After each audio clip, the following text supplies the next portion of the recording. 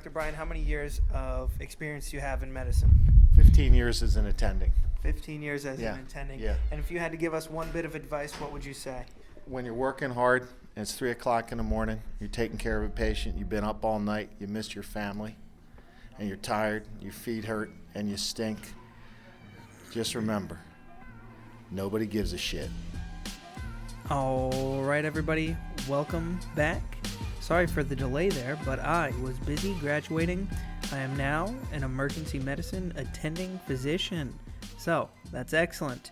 And to finalize residency, I have a special episode. I initially had this idea about 6 or 7 months ago, and I've been slowly doing short interviews with all of the attendings and residents, all the people that have taught me so many things and the people that I look up to. The question I posed initially was, give me some tips and tricks. What is your one tip or one trick? But unbeknownst to me, I slowly changed my language to, what is one bit of advice you have? And that changed what I think this episode is going to be about, because it's not tips and tricks, although there are some in there.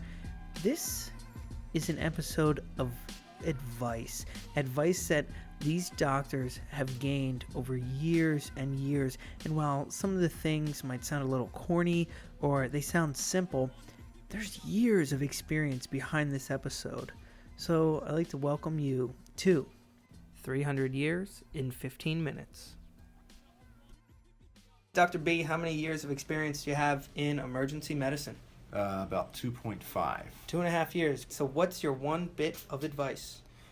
In the area of learning, or when you're in the ER and you're trying to teach somebody, whether it's a intern or a resident under you, anybody, and you see someone else teaching somebody something, don't butt in and put your 2 cents in, because that person teaching something has a path that he wants to teach that person, and don't interrupt that path. Excellent. Yeah, I find myself doing that sometimes as well.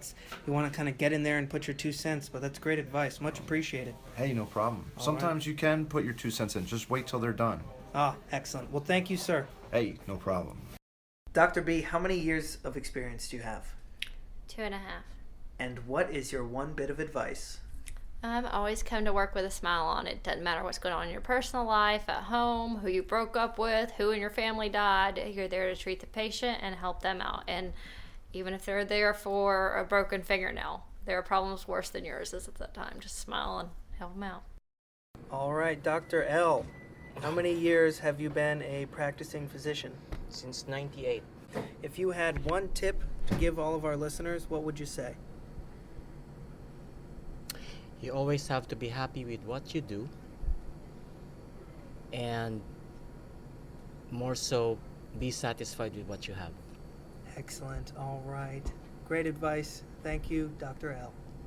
All right, Dr. Will, how many years have you been an emergency medicine physician?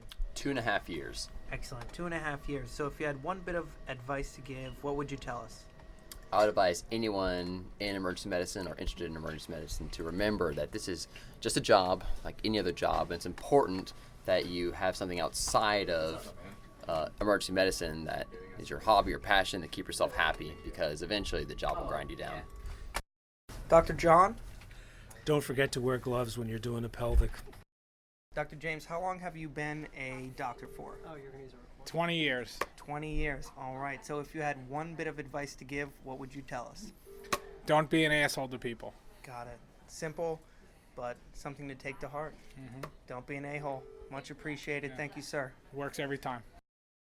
And Dr. Mary, how many years have you been doing this? 28. All right, 28 years strong. So if you had one tip to tell everybody, what would you tell us? When you're cathing a young girl, like a baby, the uterus, That's Can I okay. take it? Yeah, we can edit it out, so you can just keep going. the urethra is just below the clitoris. It's above the vagina. You Okay. have to really spread the labia very hard and lift up to find the small hole above the vagina and under the clitoris. It is not inside the vagina. Okay, got it. So when cathing a young girl, the urethra is just below the clitoris, and you have to make sure that you're not getting the cath in the actual vagina. Okay, all right. Well, thank you very much. Okay, here we are with Dr. Chuck. He's one of our new and one of our best interns. So 6 months of being a doctor, what have you learned and what is the one tip that you would like to say? Trying to find out, why the patient's here, try to get to the root of what's really concerning to them, because that's why they came in. If you haven't addressed that, then you're not going to solve a problem for them.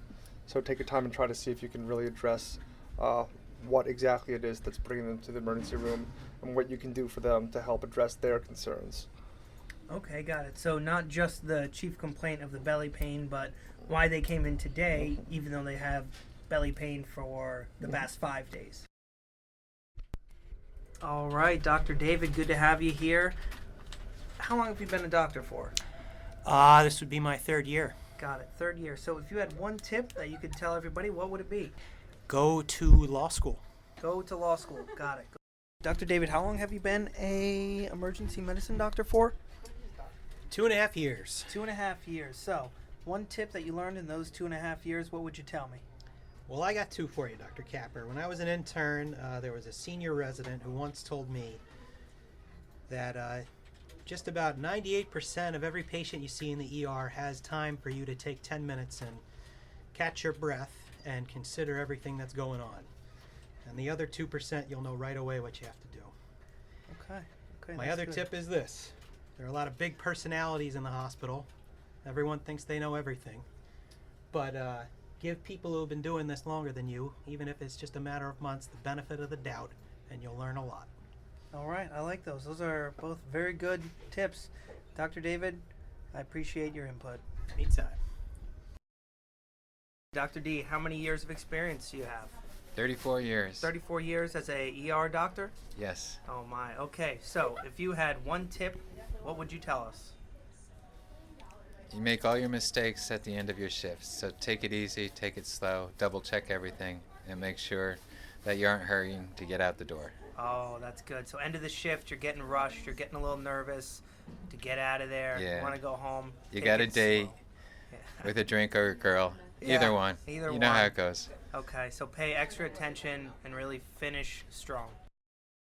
Dr. G, how many years of experience do you have in the emergency department and how many years in critical care? I would say, including residency, 13 years in the emergency department and 10 years in critical care. Excellent. Okay, so if you had one tip that you would give us, what tip would you say? I think as a physician, the most important thing is to stay humble, know that you don't know everything, and always keep your mind open to learn from your patients and other staff. Excellent. I like that one. Very well put.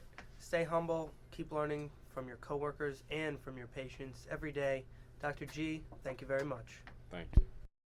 Dr. John, how long have you been practicing emergency medicine? 38 years. 38 years. Okay, excellent. So if you had one tip to give us, what would it be? Treat every patient the way you would wish to be treated yourself. All right, so here we are with Dr. Carney. She is a emergency medicine doctor for how many years has it been? Ooh, 17. 17 years emergency medicine physician. So I assume you have a couple tips and tricks that you've come up with in that time. I don't like to put you on the spot here, but if you can give me your number one tip or the first one that comes to your mind, anything. Okay, let me think here. Well, I think the best thing to do if you're trying to, let's say you want to IND a thrombosed hemorrhoid. Okay. You have to get good exposure. Okay, good to exposure. the butthole. To So the actual hole. Got it. You need to get the strongest tape you have in the emergency department. Okay. And you need to tape it to each butt cheek. Got it. And then you will pull it and tape it to the bed rail. Got it. So the thick tape, That you thick get a tape. couple of those spread real wide. And if you're doing an IND to one of these hemorrhoids, you want a nice big open area for good Yes. exposure. So you want to pull those cheeks open. Got it. And take that tape and you tape it to the bed rails. Got and it. then you have Is this good your exposure. butthole technique? Yep. Yes. This is the patented butthole deepness Excellent. technique. All right. Well, thank you for that tip. And here we are with Dr. Mary. She is how many years have you been doing this, Mary? 28 years. 28 years of emergency medicine. And what is one tip that you would like everybody to know? I think that when a person comes in crying, complaining of pain, they are in emotional pain and not physical pain. Okay, so you haven't seen many gunshot wounds or appendicitis patients that were crying. No. They tend to roll around or Yes, exhibit pain they differently? may curse, they may roll around and writhe in pain, they may be, excruciating pain, scream out. But if they're crying and complaining of pain, they're having emotional pain. Okay. Dr. John, how many years of ER experience do you have? 38. 38 years of experience. Counting Okay. internship. Got it. Counting internship. Okay, so if you had one tip to give us, or two, however many you want, what would you say? I would say when treating hyperkalemia in a patient who's normal glycemic, some texts recommend 1 amp of D50 and 10 of regular insulin, and some texts recommend 2 amps of D50 and 10 of regular insulin. Always give 2 amps of D50. Got it. Sweeten them up a little bit more. Give the extra D50. Thank you very much. All right, here we are with Dr. John. He is a emergency medicine doctor of how many years? 6. 6 years now. Okay, so if you had to say one tip, what would you tell us? Take your time to set up everything. When you're doing IVs, when you're doing intubations, when you're doing lines, you want to have everything already set up and ready to go. So you don't have to go fishing for it. Okay, you've taught me this before. You say mise en place. Mise en right? place. Okay, just like the chefs in the cooking shows. Everything all out in a neat little line, all ready to go. Exactly. All right, well, thank you very much. Absolutely.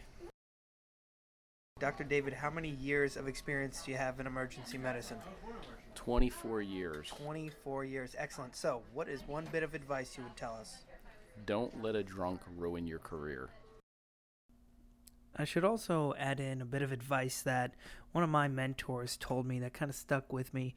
And he used to say, even a nut can get orchitis.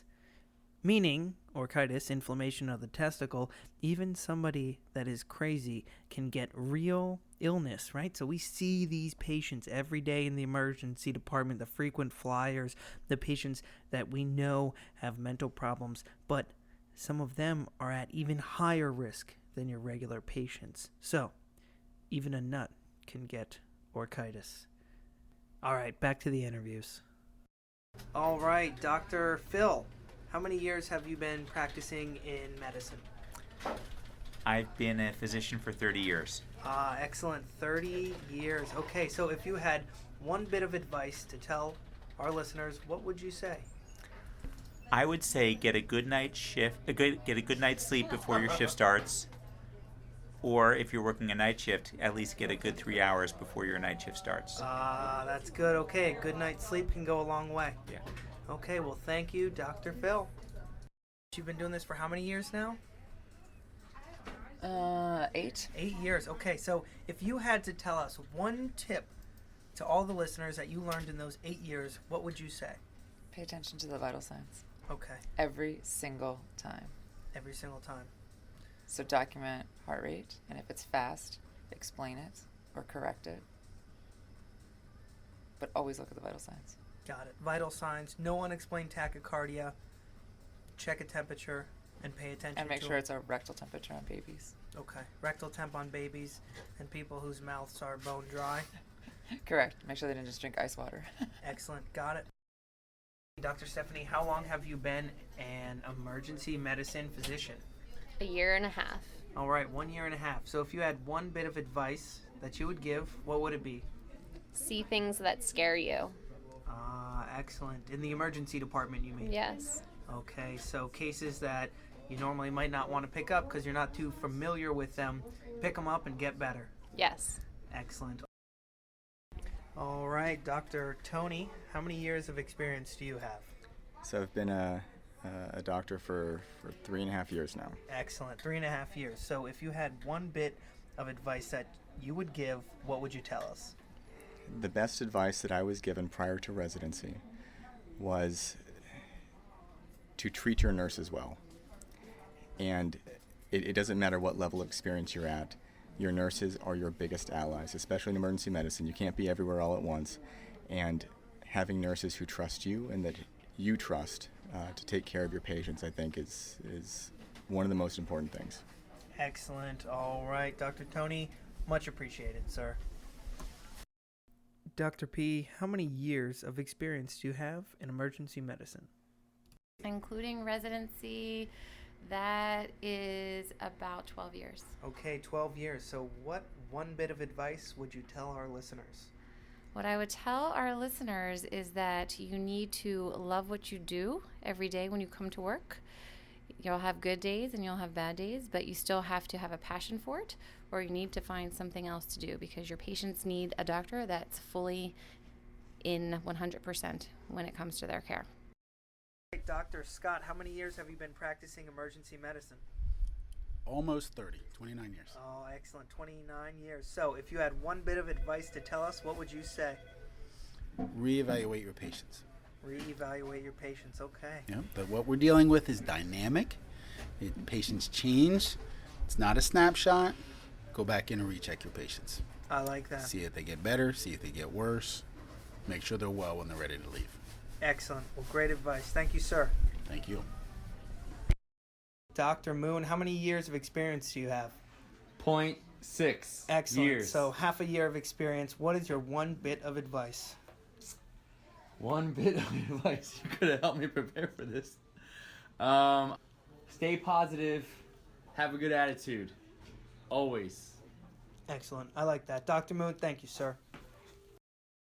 And that's the last little bit of advice. I hope you guys enjoyed the episode. I had tons of fun making it. I got to walk up to all these doctors and stick a microphone in their face and ask them for advice and ask them for tips.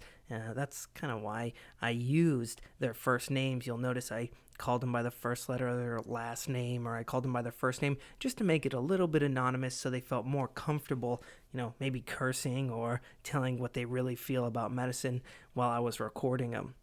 And I guess I should also give my one tip, and it was a tip that got me started on this episode before it morphed into a little more touchy-feely, emotional advice episode. My tip had to do with AFib with RVR. You know the patient, right? She's 70 years old, history of AFib, comes into the emergency department. She's tachycardic at 1:30. Oh, what are we going to do? Do we want to treat this? Do we want a beta blocker? Do we want a calcium channel blocker? What are you going to give? Well, don't give anything yet.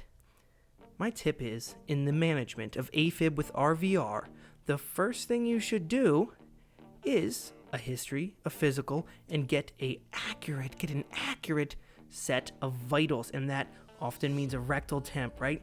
Because a lot of patients with AFib with RVR, they don't have AFib with RVR, they have AFib and they have tachycardia. They have tachycardia from shock, from sepsis, from hypovolemia, from a PE, from something, and giving beta blockers or calcium channel blockers in these patients is often not the right thing for them, especially if they're septic and their pressures are already a little bit low. What they need is a good history, physical, antibiotics, and fluids. They don't need someone to slow their heart rate down. So that's my one tip. I hope you guys liked the episode as much as I did. If you have any tips, any questions, or ideas for shows, feel free to reach out to me. The easiest way is to just check out the Facebook page, Medical Cases Podcast, or you can go to medicalcasespodcast.com, or email me, medicalcasespodcast@gmail.com. And one last thing, if anyone out there listening has led an interesting life outside of medicine, whether it be entrepreneurship or practicing abroad or just has a cool story to tell, I want to do a series kind of like the episode before this one, where I interview in a laid-back fireside chat style. I want to interview doctors and nurses and paramedics who have had interesting non-medical careers. So, if you have a company that you built, or you traveled somewhere awesome, or you've done something outside of medicine that you tied in to your current medical career, feel free to reach out to me. I'd love to have you on the show. And that is episode number 9, Medical Cases Podcast. Capper out.